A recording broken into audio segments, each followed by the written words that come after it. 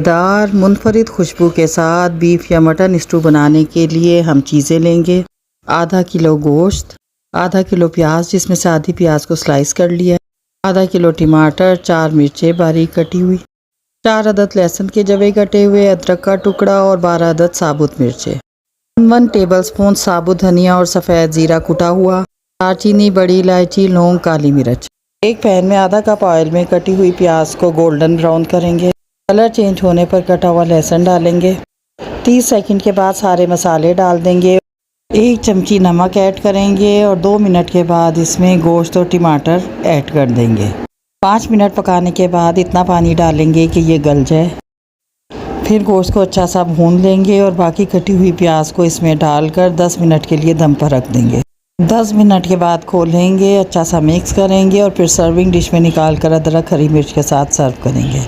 मज़ेदार स्टू तैयार।